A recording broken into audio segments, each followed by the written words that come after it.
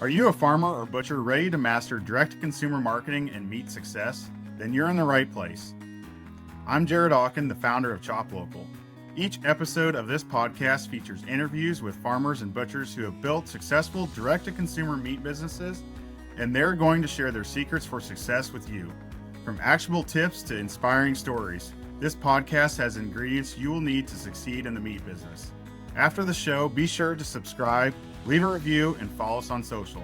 And check out the rest of our educational resources at ChopLocalUniversity.com. Now, let's turn it over to my business partner, Katie, to get started. Welcome to another episode of Meat Success. I'm Katie Olthoff, the co-founder of ChopLocal and ChopLocal University. And I'm excited to be talking to a farmer today who has a slightly different version of success. And we're going to get into that, but a little bit different from what a lot of our farms that we work with typically are seeing.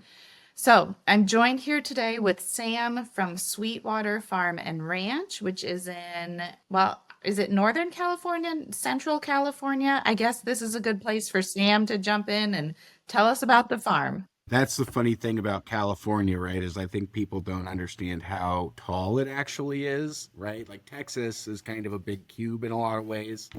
It's tall, it's wide. California, we're on the east side of California, but we can be on the west side of California in 90 minutes. But like my wife's driving up from San Diego today, and it's going to be an 8-hour drive, and there's another 8 hours, or at least, before she would get to Oregon from where we are. So we are almost right in the middle of the state by the Yosemite National Park. But being that, right, we're 120 miles from San Francisco. We're 100 miles to the dot from the Sacramento State Capitol building. And then we're populated by large metropolitan areas all over, right? I mean, California's got a huge population like Texas and New York. So you're located like up in the mountains or towards the base of the mountains, or what's the geography like where the farm is? So it's called the foothills, which we're right when the Sierra Nevada mountain range starts to go up. Like I could throw a rock and hit where the federal Stanislaus National Forest starts. And that's basically where it goes from, it's climbing a little bit to where it starts to get crazy steep. Like you start going up hundreds of feet per mile in elevation. But yeah, we're at a weird mix, right? Because we've got live oaks and black oaks and white oaks and all the different types of oaks and valley and flatland, scrub brush and sage. And then we've got pines and redwoods and cedars and manzanitas and all the other stuff that starts to become more prevalent as you go up. But we are located in the mountains. We're right below where the snow line typically is. So we're at about 2,500 feet in elevation. We're located about 30 miles north of the Yosemite National Park. We're actually in the same county as Yosemite. It's just we're on the north side and Yosemite's on the south side. But basically, if you were to look at the map of California and you see that big bay that is San Francisco right there in the middle, if you just draw a line straight across to where that like weird shape, that little shape is, we're like right across that line pretty much. So... Yeah, and the town that's nearest to you is kind of has a gold mining history. Am I remembering that right?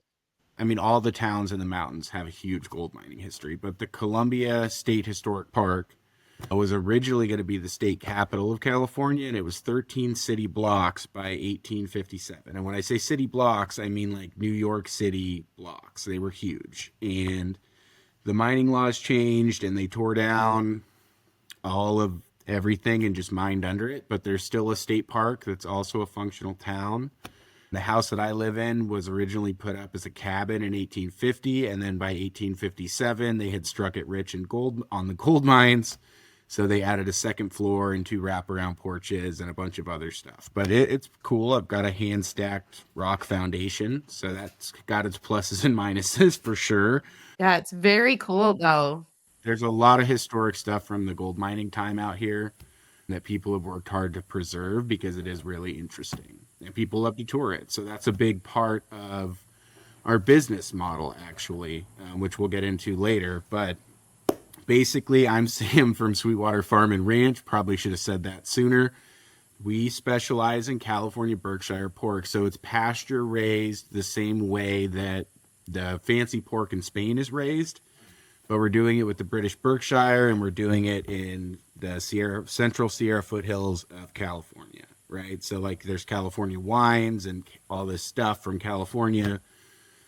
We're doing that with pigs. We're the first people to do that with pigs successfully. There's been a bunch of people that tried it and failed. Some days it feels like we might fail, like today where we're just like, oh my God, but we always work through it. We've built a really stable sales system as far as we don't have a ton of little purchases. That's something we're trying to fix. We really want to fix our direct to consumer.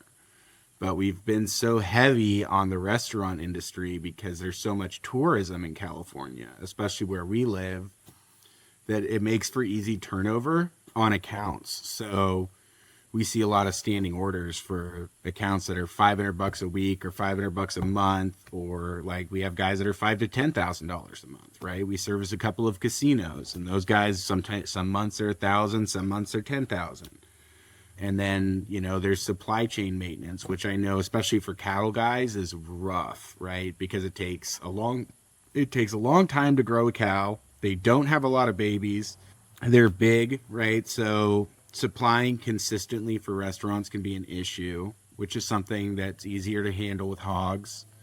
So a big part of our business has been learning to maintain a supply chain that can be promoted for farm to fork dining at restaurants and for dining at just fine dining facilities in Central California. So when you and I met, it was actually, I got invited to be part of a kind of a small conference. I think they called it a summit that was just north of San Francisco. And that's what there were a lot of chefs there, and it was talking about matching up California farmers with restaurants as well as institutions and that type of thing. And it was really interesting for me coming from the Midwest, and Sydney went along with too. But for us coming from the Midwest, we just don't see as much in restaurant sales as I felt like we were seeing right there, right outside of the city like that. And I don't know if it was just that type of event, but part of me thinks that, we just don't have a lot of super nice, fine dining restaurants. We don't have large cities, first of all. You were talking about the population base in California. We don't have as large of cities in the Midwest, and we maybe don't have as many upscale restaurants or that type of thing. So are your restaurants that you're selling to typically more upscale in the cities or not necessarily? So there's a huge barrier. We actually talked a lot about this yesterday on the Regenescence podcast that I did. Just for some crossover for you guys, I talked about ChopLocal on there, so figure I'll give them a shout out here. But basically, I can't speak to the Midwest situation. I can say that when I lived in Texas, Papa John's was considered good pizza. That was an embarrassment to me when I lived there, right? And it's not to talk down about it, right? Because we're the victims of a supply chain that nobody had anticipated ending up like this, right? Because 100 years ago, they didn't have the problem with clean, healthy food. And 100 years ago, they didn't have a problem with buying directly from the ranch. And the towns had to buy from the farms and ranches nearby because the supply chain required it, because they couldn't transport food like that. But now the barriers are, hey, Cisco's like whatever multi-billion dollar corporation, right? Or US Foods, and they're able to bring in this stuff for pennies on the dollar. They can literally just lose money on it all year just to make sure your farm doesn't sell to that restaurant, right? Their goal is to put you out of business. They really have a monopoly on that supply chain or on that sales method. Yeah. Exactly. And so that's part of the battle, right? Which leads back into what you were saying about kind of fine dining. But fine dining is just as guilty of it too. Most fine dining places do not let them fool you, are using the same cheap crap that you can buy from US Foods and Cisco.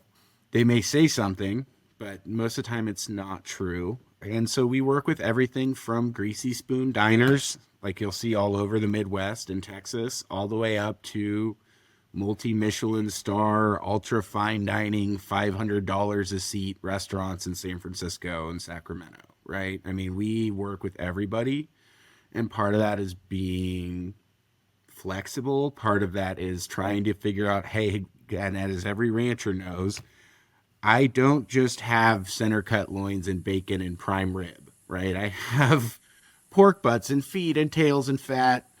And so one thing that's great is that the finer dining places are more likely to take bones and fat and feet because they're making stocks and broths and things that they're using throughout the whole cooking process. That's really interesting. That's an interesting point. Yeah, so that's a great way to find people to target. But we really work with everybody, and in every location, it's probably not an option. You know, there may be one town in 30 miles of your ranch that has two diners in it that don't want to raise their prices, don't care about working with the farmer, don't care about this, right? And so what I said yesterday on the Regenaissance podcast was at first we didn't know what we were going to do. We weren't sure if restaurants were going to be great. We weren't sure if grocery stores were going to be great. We knew that we were lucky from our location in California that we have access to population density centers like that are close enough we can drive there in an hour and a half and to do all our deliveries and drive back the same day, right? And we also didn't know if direct to consumer was going to be a big hit. And so we kind of were getting our feet wet in all those different areas. So, you know, you got to put on one of those little boxing helmets, figuratively, right? The little padded one for when they're sparring. And just expect everything is sparring. You're going to get punched in the face a lot. You might make some enemies. You might make some friends. You're going to get beat up. You're going to get beat up every day for years and years, just like how the other farmers and ranchers might be like, oh, you can't sell direct. That's crazy. Well, it's not crazy. It actually works awesome and people love it. And people love meeting their farmer and rancher and shaking their hand. And they love coming out to the farm and buying direct or ordering online or whatever it is. People love that stuff. But you have to do the outreach. You have to figure it out. Like you were saying, maybe in the beginning or before we started recording, each farm situation is different. Our situation here is very unique. We're very fortunate to be located where we are and to have a great family team here that is super dedicated and working for free because we do not get paid. My wife keeps asking me when I'm going to start getting paid. So maybe that's, I told you we'd ask, what does success look like for you? Maybe that's one piece of it is that eventually everybody gets paid for their labor, including the family members, right? Or the owners of the business. But it's not just success for us, right? I mean, we're a regenerative operation. Success for us is the awesome feedback and relationships we build with our customers. Success for us is being able to start hiring actual employees this year, right? Success for us is taking good care of our land and building those relationships and, seeing that, hey, I switched my dog to eating raw pig parts like feet and tongues and tails and ears. And she reversed aged, right? She went from looking like she was going to die to now she's acting like she's 7 or 8 again when she's almost 14, right? Maybe I need to do that for my dog because he could use that. Well, we do offer a dog treats box, Katie. Back to the restaurant thing, you're going to get beat up. It's a hard thing to approach, but every restaurant, especially as you get better at same thing, meeting the chef and meeting the owner and figuring out how to do that and just building that skill set like you would build any other skill set, there's probably something that they can buy from your farm or your ranch. And it's going to seem daunting to them at first, and they're going to see that you cost way more money. And so a good way to do is, hey, I run a farm nearby. We're experimenting. We're trying to reach out and get more of our food local, and we'd be really excited if you guys would be willing to experiment with us on a special. We know we cost more money, and then there's part of that transitional process, right? I call it, it's cupcaking or hand holding, right? It's like you get them to try that special out. This is especially with the smaller, simpler restaurants, right? The non-Michelin stars, non-fine dinings. There's like a cupcaking period where you're just kind of being sweethearts and you're walking them through it, and it's real slow and it's real annoying. You're just trying to get to the end of the situation where it's like, okay, here we are. We're buying all the time and the account is stable. but they don't have any confidence in it. It's the great great great grandpa was doing it like you want them to do it, but they have their Cisco app and they could buy everything and it's cheaper, right? And they've got their Cisco rep saying, "Oh no, you don't want to do that. They can't maintain consistency. And what your customers want is consistency." And that's true. But what their customers also want are delicious and memorable experiences. The story behind, just like selling direct to consumer, right? You pass that knowledge onto the restaurant of your story and that thing of, hey, this came from the ranch or the farm right over here, and we're so excited to carry it, and people love it. Just a case, we have a Greasy Spoon diner that I was trying to sell to forever, and she just didn't have any faith that we were going to be able to supply her with the volume of stuff that she needed. And it's like, yeah, we could have the whole time, but I wasn't very good at convincing people of that yet, and I've gotten better at it. And so I walk in there all the time and just get punched in the face and walk out every time for like 4 years. But then you go back and you try again. I mean, and then we go back and we're better at what we do. We go back, we try again. She's like, "You guys are geniuses. This is so cool." And then she commits. We have to cut her some price breaks because we're 4 times what she's already paying. But her and her staff, just in the 3 weeks they've been doing this, are blown away by the amount of pork they're using, because the quality level is so much higher that even though they're paying more money, their customers are super excited about it. And part of that is the staff going, "Hey, this is the local pork shop from Sweetwater. They're a mile and a half down the road over there. We highly recommend that you try it. People are loving it, and we'd love to get your feedback." But there's these skill sets and conversations that you have to build, and it's understanding your area and how to communicate, right? Like the cowboy hat and the southern drawl is a really big thing in certain parts of the country. But if I walked into every single place in California like that, they would be like, you're not going to appear as trustworthy as you might yeah. No. So part of it's building trust with the restaurant and becoming that resource that they can lean on and say, "Hey, we want to do something really cool for Valentine's Day, or we want to do something really cool for the 4th of July." But you have to make yourself available. You have to be persistent. You have to be willing to lose a lot to do it. And as you start to figure it out, you'll get better at it. And the other thing is, and I know you guys do a lot of shipping, right? That's a big part of the ChopLocal system. Well, now that we have the ChopLocal system, I was talking with a chef this morning in San Diego, and we are going to send him a sample box through the mail. So even if it's out of our driving area, we're able to promote our farm to other regions that are outside of our normal deliver direct from the farm and ship them boxes of stuff to use. That's something we're just in the infancy of figuring out, because like, hey, we have this huge sales set and all these reviews and all this stuff from all these restaurants, but we're kind of hitting a point where it's like, we've kind of got what we can get in these areas for now, but we can ship. So why aren't we shipping to Santa Barbara, and why aren't we shipping up to Napa Valley, And that's part of it. And the other side of that is it starts opening you up to a larger supply chain, because we've taken a bunch of Cisco accounts and a bunch of Allen Brothers accounts, and their salesmen are fighting tooth and nail to get those accounts back. So we're constantly in that battle, but our product is so good and our service is so good.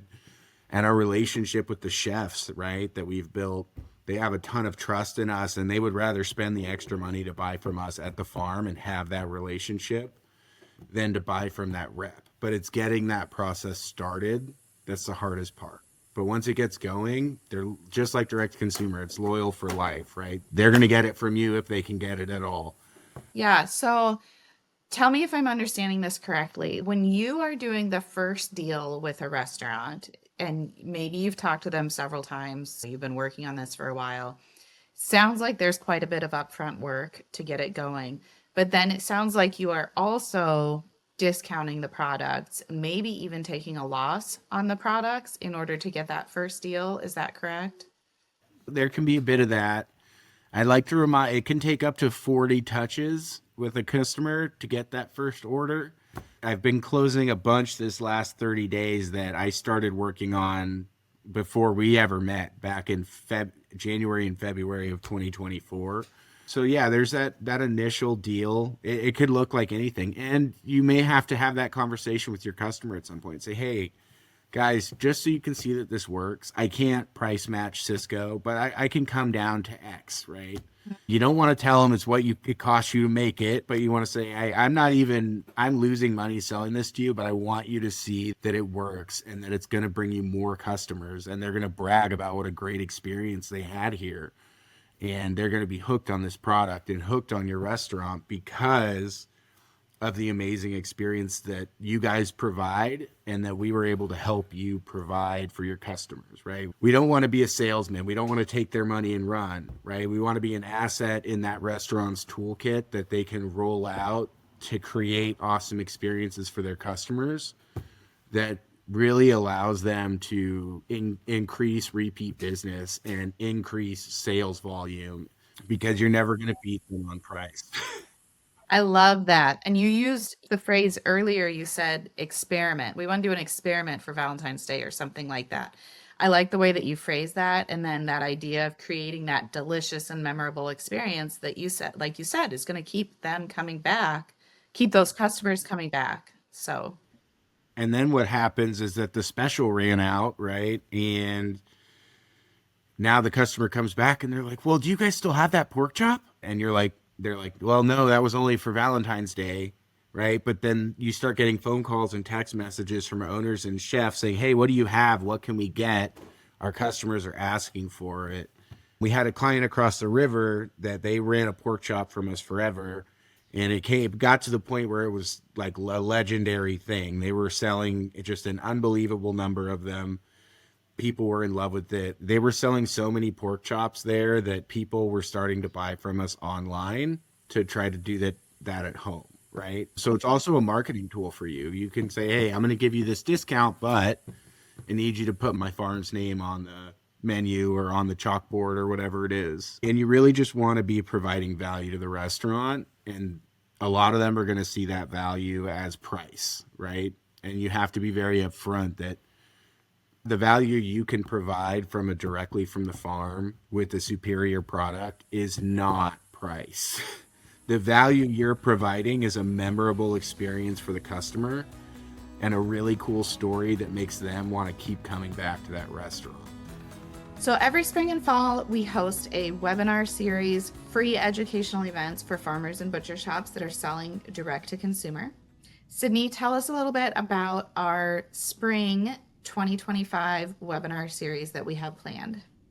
Yeah, so first of all, we are going to start with Stephen Ussery of Stewards Unlimited. He talks about the USDA Business Builder Grants. And before I go any further, I guess I should say you can always find these recordings on our YouTube. And by the time this is published, you know, a few of our 2025 webinars may have already been uploaded there.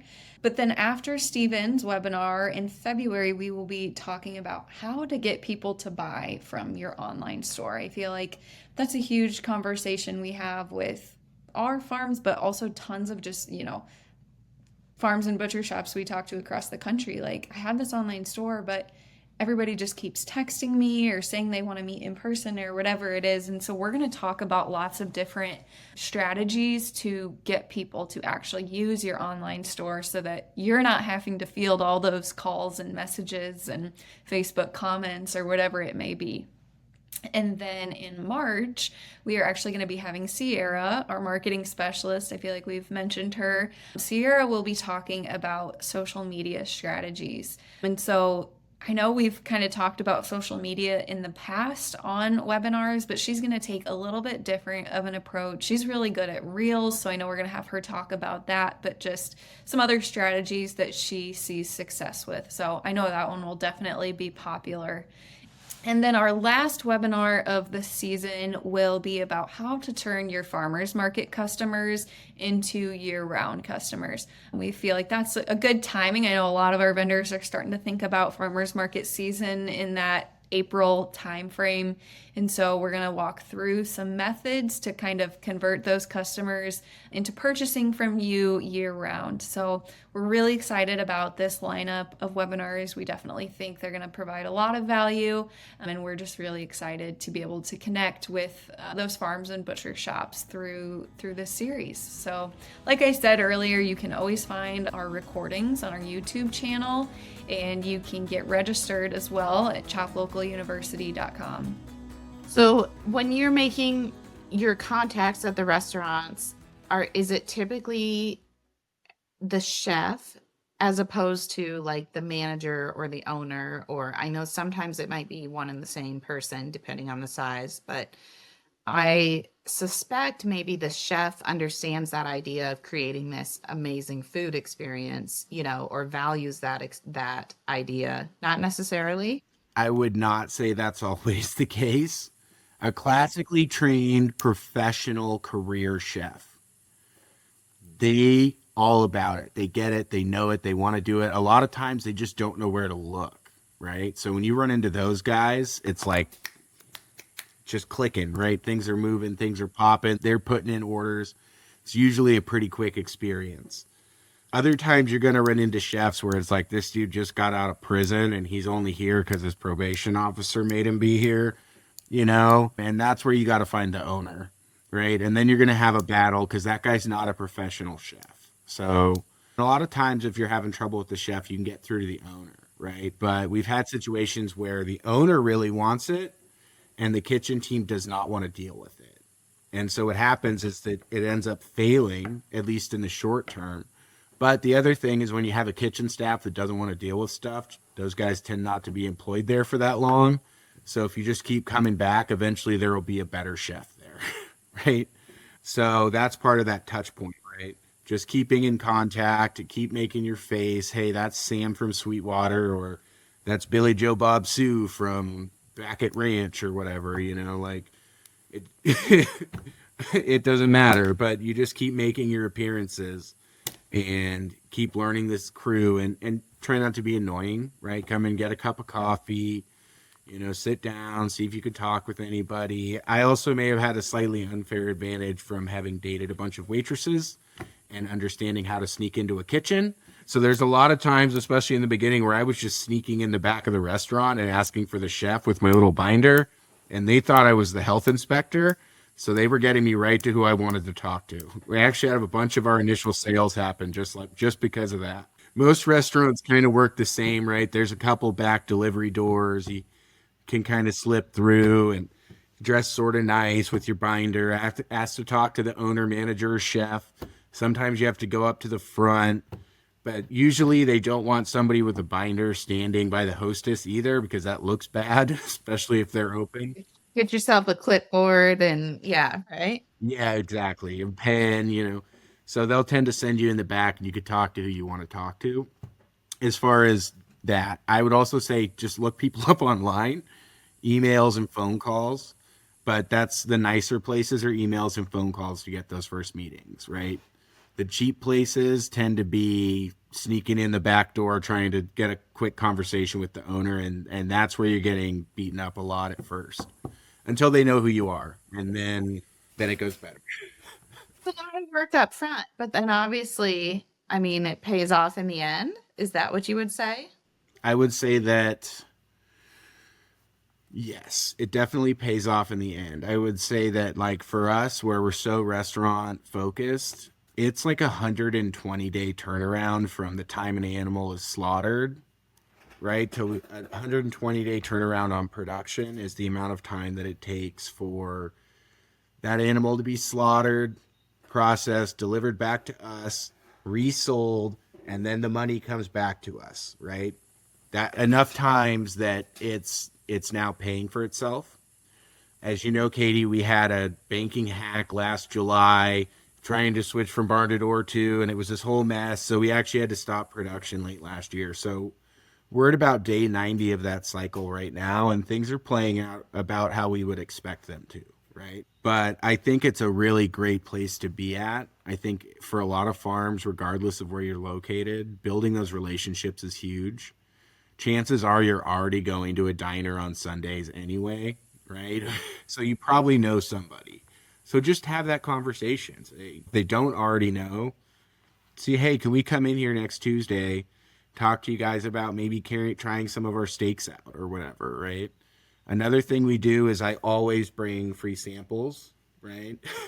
What's the value of the meeting? Well, I'm going to give you some free meat that you guys can try. And if you love it, then we can talk again. Don't expect every deal that you're going to walk in there and they're going to be like, cool, let's sign us up. Usually it takes 4 or 5 meetings to get to that point where you're figuring out what they need, how much they need, when they need it, how much of that you can supply over time. Yeah. I think the free samples are a really good idea too. What I just keep coming back to is that this is a long game. I know that there are some people who, when they're starting out, they watch every single penny and, they can't stand to feel like they're taking a loss on a single transaction or a single meeting or anything like that. But sometimes it's a marketing spend, right? You're not actually taking a loss on a It's brand building, it's market recognition, it's building trust. I got into a bit of an argument with my uncle the other day because he's an advisor here. He's worked on a bunch of businesses. That's one thing. Our family has a ton of business experience. So we're very lucky for that. But, he's retired and he invested in this like mushroom coffee shot thing. And he was talking about what a blowout year they had, and how with just this little bit of money they were so successful, and how come that's not happening at Sweetwater? And I kind of was like twitching. I'm like, well, because they're grinding up mushrooms they bought for nothing and putting it in a plastic cup and then sealing it and selling it in bulk to gas stations. Okay. And they have that one product, Chuck. I have to try to sell 3 things that everybody wants and 25 things that nobody wants. And if I don't sell the 25 things that nobody wants to buy, I can't make enough money to produce the 4 items that people want to buy again. So it's a much heavier investment. It's way more capital intensive. We thought we were just going to roll out the doors. Everybody was going to love it. We were going to get whatever price we wanted. But as we continue to invest, we're starting to get to this point where things are stabilizing, right? And our brand is starting to brand itself and carry its own weight. I think we showed you guys that comment from the KFICO organization in San Francisco, right? I mean, that kind of review, that is such a big deal in the San Francisco Bay Area, that restaurant group.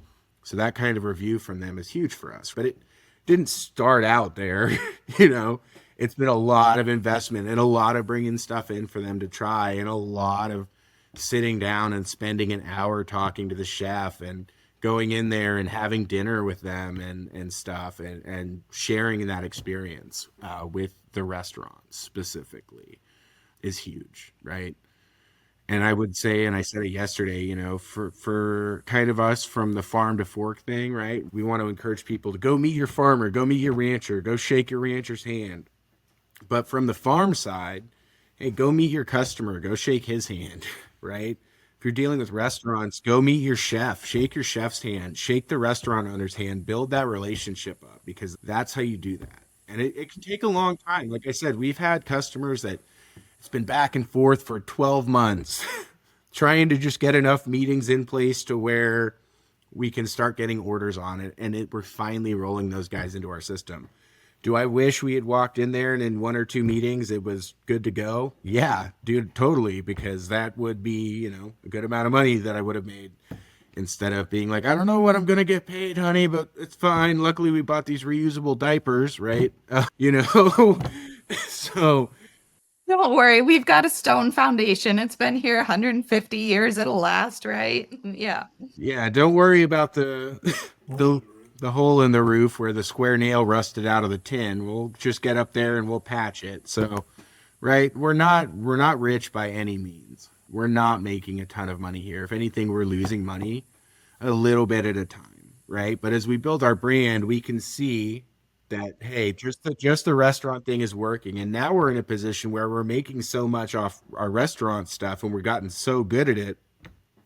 And that's our unique situation because of where we're located, right? But I think there's a little bit of that could be done nationwide And especially the guys on the East Coast. I mean, I look at the way the highways are set up on the East Coast and I'm like, oh my God, because out here in the West, we have maybe two major highways that run up and down each state, and that's it. And then if you look at the East Coast, it's crazy. But, I think this is something that can be applied nationwide. And for us, it's the core of our business where we're able to say, hey, let's figure out direct to consumer now. We're making enough money here. We're so good at this here, but to get rid of that last 15 or 25% of the animal, that our pork butts and shoulders, our bacon, right? That kind of stuff. That's where we need to sell direct to consumer. So how do we do a better job of doing that? And that's a process that we're learning, right? And I think for a lot of farms and ranches, it's going to be the opposite, where they're 70% direct to consumer, but there's 20 or 30% that they can sell to the local store or restaurant. Also, grocery stores can be super hit or miss. Yeah, I wanted to come back to that. You mentioned that. So grocery stores, have you tried the same process where, lots of touch points and that kind of thing, or have you had success with that? I would say grocery stores are a totally mixed bag. There's some that are all about it, super excited about it. I don't know if this is as much a California thing. I didn't notice it when I lived in Texas, the single owner, single chain grocery store as much. But what you want to target are single owner stores. So that's where it's just a husband and wife. If they own the grocery store, your products are frozen. So you probably want to find stores that don't have a fresh meat case, because that fresh meat case is going to kill you, because everybody goes to the fresh meat case to buy the nice meat when really the nice meat is over in the frozen section because it's coming from the ranch that's next to the store. So you want to get very specific with grocery stores, and there's not a lot of them. There might be, in all of Central California, there might be 12 realistic candidates that fit that mold, right? So, and the other thing is grocery stores are super finicky, right? They want the chip guy that comes in and stacks all the chips up and tells them exactly what they need to buy, and they don't keep a good inventory, and you're just like, dude, I have a whole farm to run, okay? I don't have time to come in here and check your entire inventory for you and stock the shelves. And you know what I mean? I need you to help me out a little bit here. And a lot of grocery stores don't want to do it because they're just like the restaurants are used to super cheap crap coming every day. The grocery stores are used to super cheap stuff coming every day, and the guy dropping it off to stock the shelf and make sure everything's perfect and tell them exactly what they need to buy. So grocery stores are their own battle, and I personally try not to work with grocery stores. So you prefer the restaurants? Yeah, unless the grocery store owners are super cool, and they are out there, but the people we like to work with the least have been grocery stores. It doesn't mean you shouldn't do it. We have some amazing grocery store customers that we love, but I would say it's 50-50, easy to work with and awesome and gets it and wants to work with the ranch, and 50%, why aren't you a billion-dollar company that can do this, Yeah, it's a tricky one. What about halves or whole hogs? Have you done any of that for consumers or for a meat counter at a grocery store or anything like that? It's a transportation issue. So we do offer a whole and half hog program, but basically the way we solved that problem was cutting up, taking what would be the equivalent cuts of a whole or half hog and offering that as a package. Yeah, like a bundle. Yeah. So the whole and half hog thing, I think a lot of that comes from USDA workarounds, right? People doing animal shares, beef shares, pig shares, selling a half hog, right? All that stuff. A lot of that is USDA workarounds, which I get. And that's another reason we're super fortunate where we are, is that we actually have access to not a lot, but a few different USDA cut options. And we found a system that works really good for us. I understand that's not the option for everybody. So in some places, all they can do is a beef share, right? Or a hog share or whatever. So I can't speak to that not being a thing. I will say that stigma of not being able to just buy the cut of meat, which we're fortunate to be able to provide, has actually hurt our direct to consumer sales a lot, because people don't think it's an option. They think that they're going to have to buy half a hog from you when in reality, they can just buy the cuts that they want, right? Exactly. So and then they buy a whole hog and they go, well, I would have just bought a bunch of this if I'd have known. Like I just talked to my neighbor across the street and she was like, oh, I didn't realize I could just come buy bacon. I'm like, yeah, dude, you can just come over and I'll just come up to the fence. You walk your dog every day. But, so that's actually been kind of a sales barrier for a lot of reasons. The other sales barrier for us is that doing pork, right? I think it's probably easier, especially for the beef guys. It's going to be easier for you to sell nice beef to a restaurant or a grocery store. Nice pork is in Europe. Yeah, dude, pork is the way to go in Europe because they never had bad pork. But for us in America, our pork system is horribly broken. The quality is super low. The price is super low. Most people have never had good pork. And so that's part of why we started doing the sampling thing, is just because our product is so different that it's not even in the same world. Yeah, we talked to one of our other pork producers in an episode of the podcast too, Anna from Over the Moon. I think her episode is episode 3 or 4, somewhere right at the beginning. But she said the same thing too. If she can get people to try her pork, they see what a different product it is. It's not what they're used to, but she's really got to get them to see it and try it. So No, they got to try it. And then a big fear for restaurants, right, to get back on that train a little bit, a big fear for them is that they love it and they want to sell it, but they're scared their customers aren't going to see that it's as good, right? Because their customer's going to have that same thing where pork sucks. We buy pork because it's cheap and we got to feed a bunch of people. We don't buy pork because we want to have a really nice dinner with our wife. So there's a barrier there. yeah, it's not what you think of for your Valentine's dinner typically, but I've had heritage pork and those pork chops are right up there, they're amazing. So No, and I will say that we actually kill it for Valentine's Day now. The first few years they were like, you guys are insane, we're not doing that. And now they're like, hey, what kind of Valentine's stuff can we get? What's available? So that's been really cool. what are some of the unique ways that and maybe it's not that unique, but I'm just thinking a pulled pork nacho or, what are some of the other dishes that you're having success or that your restaurants are having success with the pork? Dude, it's the chefs are so much better at this than me that sometimes I have to just tell them, like, dude, I have no idea what you just said to me, but it tastes great, So you don't have to educate them necessarily on ways to use the pork. They have an idea. On the lower end, yes. Well, but once you start to get to even like low level fine dining stuff, they're just going to take the ball and run with it. Yesterday, I had a full blown conversation with the chef who's going to make breaded pork tail and squash meatballs and deep fry them and sell them. Very interesting. Okay. Right? Michelin star guy. He was using words that I'd never heard of. I had to like put them in Chat GPT and look him up. Right? I was like, what does this mean? So I don't sound stupid. Yeah.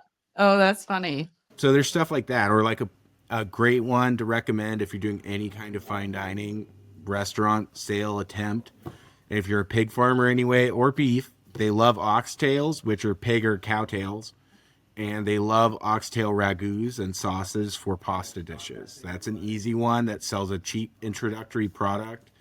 One easy sales thing that I always say too, especially if they're on the lower end and they're not used to working with nicer meats, is to just cook it out in the pan. You don't have to season it. You don't have to tenderize it.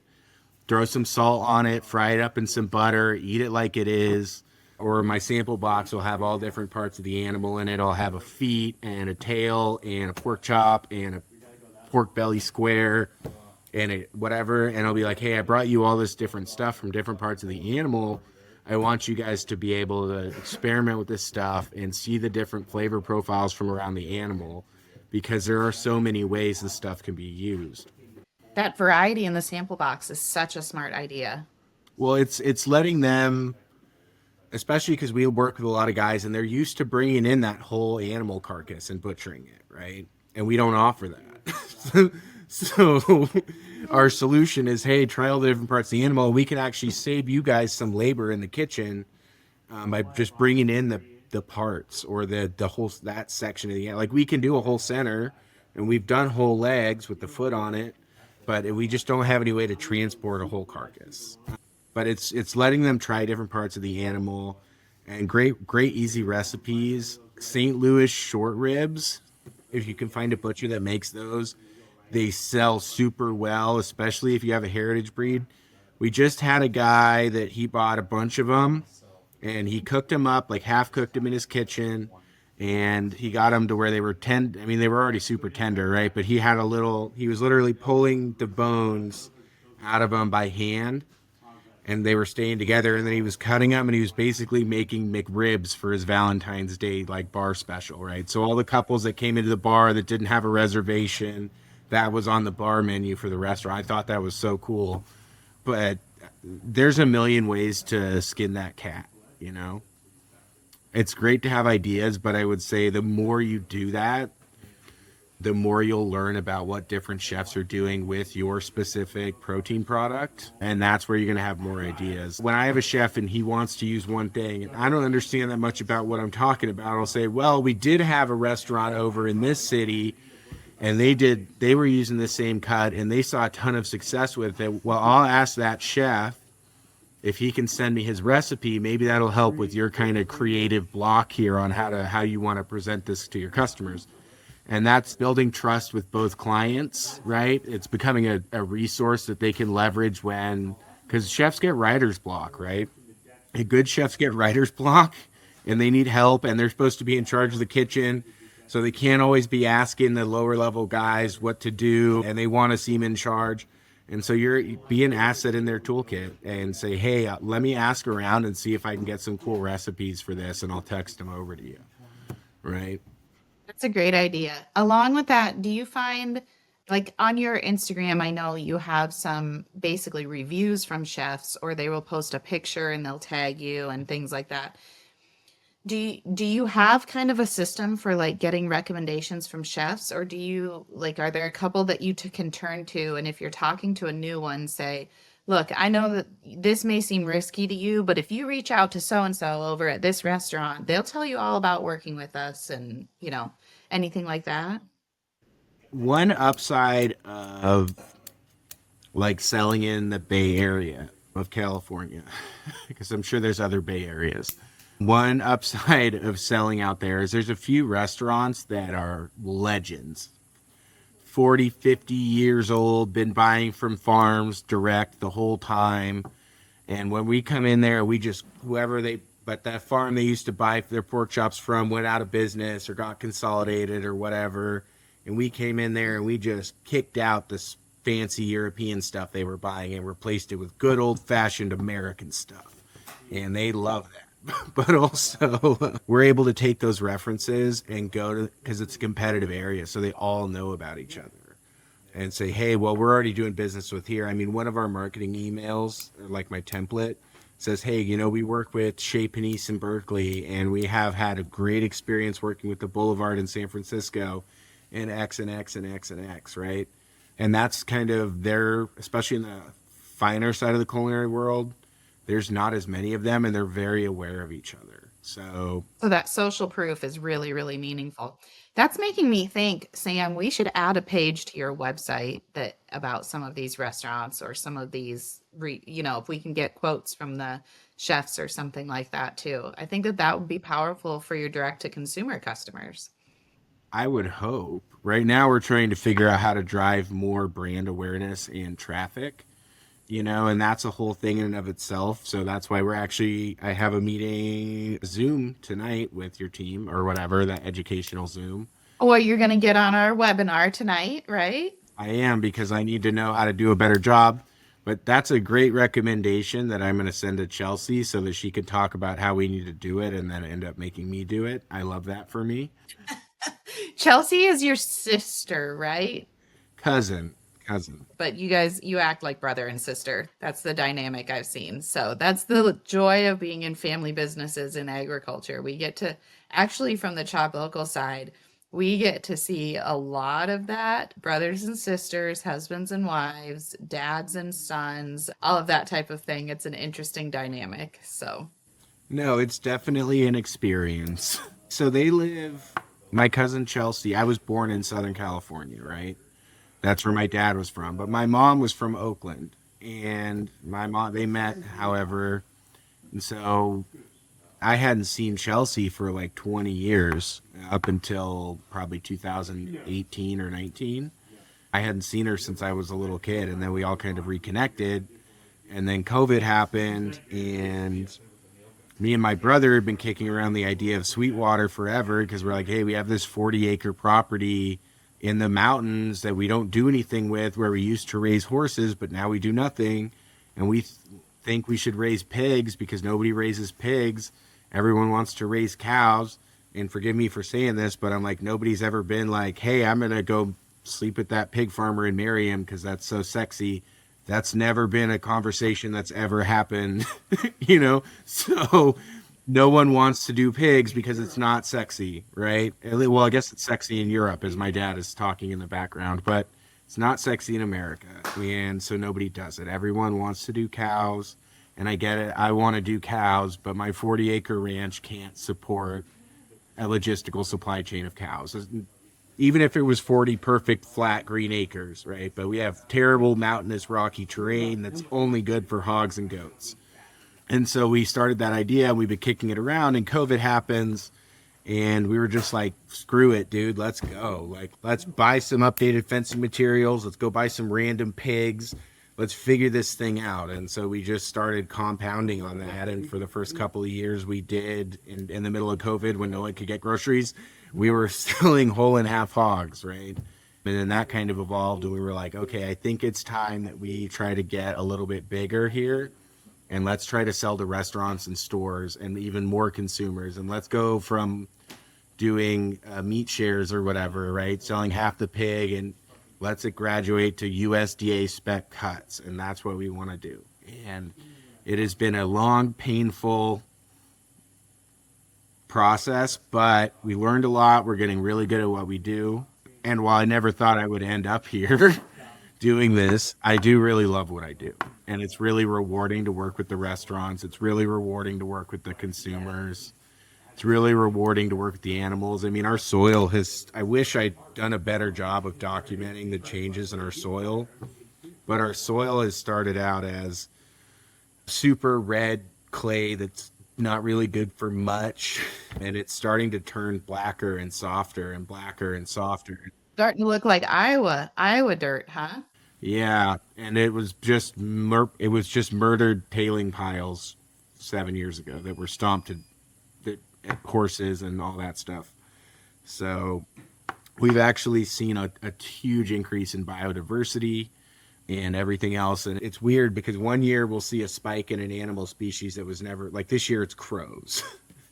This year we have 1,000 crows, but there was a year where we had 10,000 sparrows. And then there was a year where we had 10 mountain lions. And so we're seeing this cyclical thing happen where every year there's an overabundance of one species. And then the following year, that species predator shows up, and then they have an overabundance, and so it's been balancing out over the last probably 7 years as the kind of just the biodiversity gets back to what it should have been.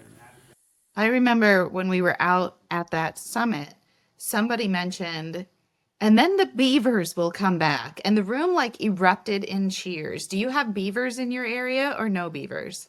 My wife is a hippie, though, so she does do she's a river restoration specialist. She's actually working hard to save the salmon, is one thing they've been doing.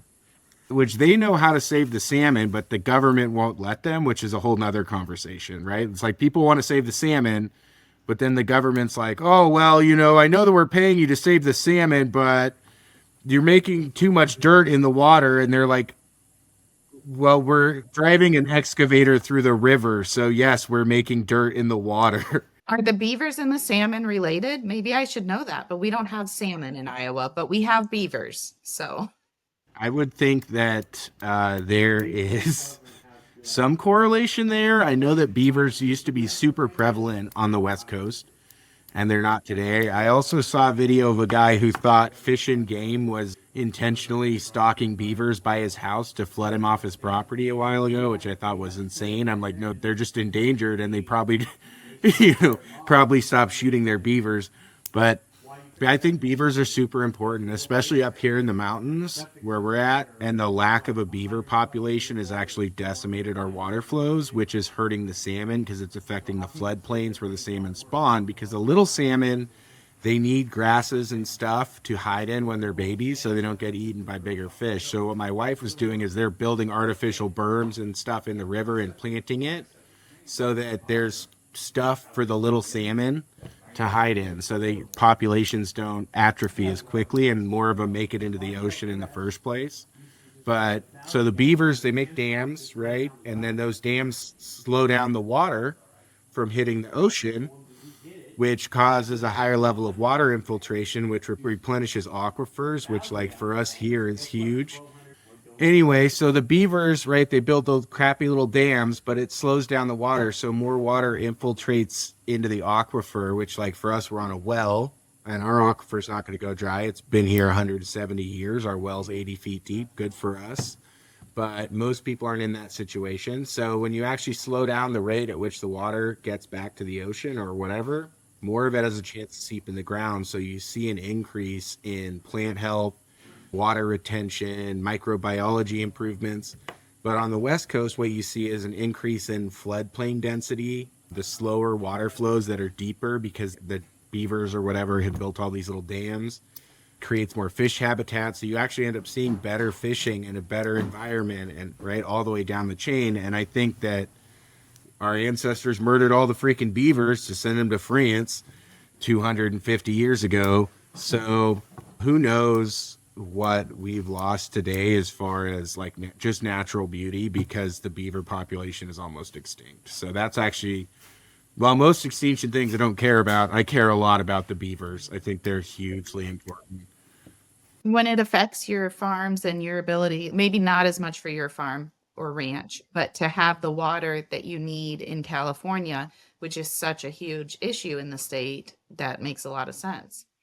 I think it's also interesting when you were talking about building the soil health through the hogs. As your soil health builds, it's going to hold a lot more moisture for longer. If there are times when rainfall is not regular, it's going to hold that moisture and help the plants regrow better than that clay, red dirt soil, red clay, whatever it is, will. No, 100%. And we actually got approved for a pollinator grant, which is having us plant. I would recommend, even if you're, because we struggle with grants because we're a for-profit farm, and I'm like, well, in what freaking world are you guys issuing grants to non-profit farms? But either way, so there's a few for-profit grants out there. We got one of them. It's called a pollinator grant, and it's a reimbursement grant where we're getting paid back to buy wildflowers and plant trees and stuff for pollinators, basically. But that's allowing us to get those ancestral grasses and stuff that have the deep root systems that build on that soil health, like what you're talking about, right? And attract more bees and improve those things. I love it. I mean, you're talking to a prairie girl here. I grew up thinking I was Laura Ingalls Wilder, and those root systems, they go deep here. So I know exactly what you're talking about. But very interesting. The other thing before we go that I thought that I noticed was different about California, and it sounds like maybe this doesn't affect you, but we talked to some farmers who would have their, maybe it was more beef, but they would have their animals processed at one facility, and then the carcass would have to be transported to another facility for cut and wrap. And there was maybe even a third business that would do like smoking or the cooked products. Do you see that a lot in your area where there's one business that's the harvest, but then there's another business that does the cutting and wrapping or different services like that?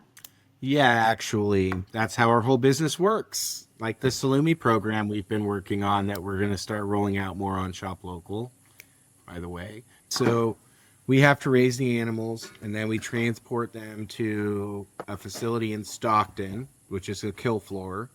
From a kill floor, they have to be picked up and taken to the cut and wrap house, which is in Fresno, which are not two places that are not close together. And luckily, we're able to get a truck that picks them up and takes them in the middle for a couple $100 versus there's guys in California that have to transport them there and then pick them up there and drive them over there and then pick them up and bring them back. We just drop them off one time. All that's handled in transit and it comes back to us. So for us, it's like it's one facility, but it's really two facilities. And luckily, they're able to do a lot of USDA smoke there. But there's certain things they won't do or unwilling to do. Like we used to have Portuguese ham jerky we were able to get at a smaller facility. That's awesome. We can't get anyone to do it because it affects their HACCP plan. But we are working with a company now that's even another third step where we take it and they're able to do the cured meats and make us salamis and prosciuttos and stuff that we're really excited about.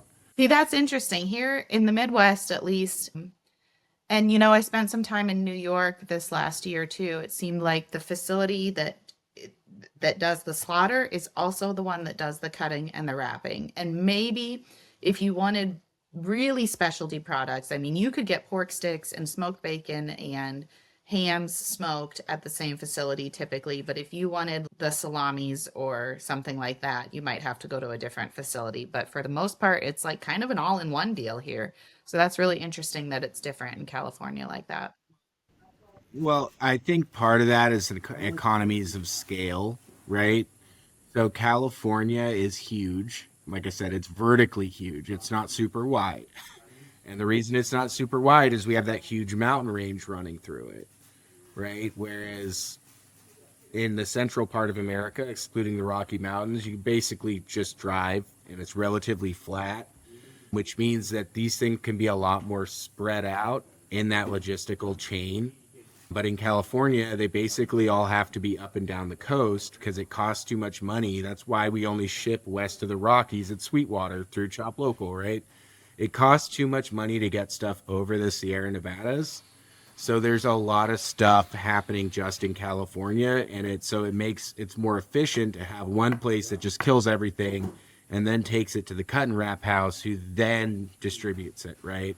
Because they're able to specialize more on a larger scale, which has been good for us because we basically have an unlimited production ceiling for pigs for what we do, right? Which is, as I understand it, becoming more and more of a problem in the rest of the country as direct consumer operations scale up as they're going, well, there aren't enough butchers that can handle a larger capacity.